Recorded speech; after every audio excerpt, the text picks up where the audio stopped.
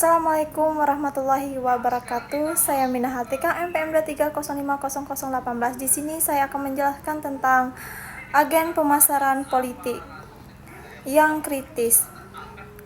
Bidang pemasaran politik, meskipun relatif baru, telah berkembang pada selama beberapa tahun terakhir.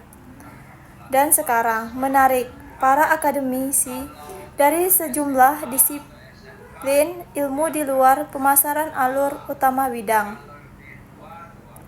termasuk media dan komunikasi, ilmu politik dan hubungan internasional. Dalam beberapa tahun terakhir, akademisi pemasaran politik telah menyuruhkan penilaian ulang secara teoritis dan efisiensi teori pemasaran politik dan asumsi ekonomi yang mendasarinya serta ideologinya. Kampanye berkontribusi pada perdebatan dengan mempertimbangkan beberapa keterbatasan penelitian pemasaran politik dan dengan terlihat aktif dengan teori dan metode kritis yang menjanjikan untuk menelitikan masa depan yang akan menarik. Pemasaran kritis dan politik berhubung langsung dengan kebutuhan untuk mengkaji ulang asumsi pemasaran, teori dan praktik yang mendasari penelitian. Pemasaran politik saat ini dua implementasi utama dari pemasaran kritis menonjol dan analisis kami tentang penelitian pemasaran politik.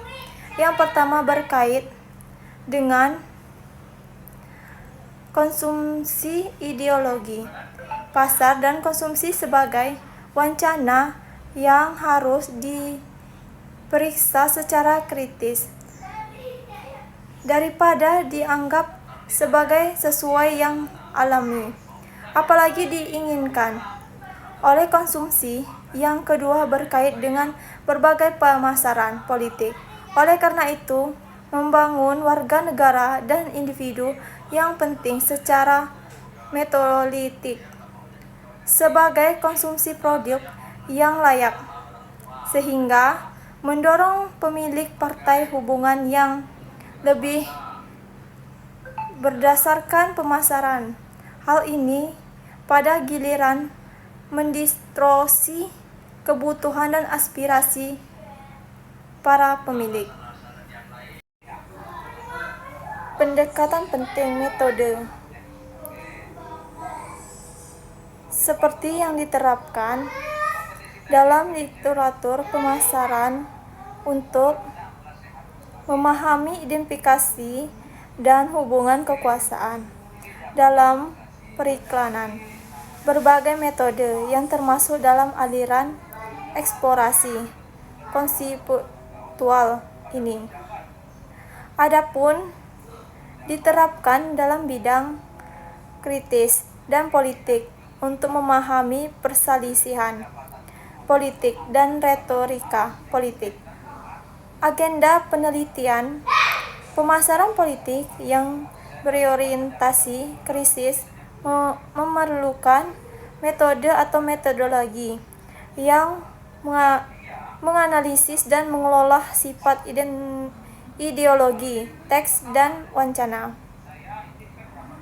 Dapat memberikan alat untuk mendekati masalah hubungan kekuasaan antara dan di dalam kelompok yang mempengaruhi suara hasil untuk tujuan penelitian. Pemasaran politik analisis wacana kritis dapat digunakan untuk menganalisis fenomena eksogen dalam politik, kampanye, pemilu, perilaku partai, material komunikasi, penampilan media, tetapi juga bisa digunakan secara internal untuk menganalisis klien, pengaturan pemasaran politik. Baiklah, di sini ada kesimpulan.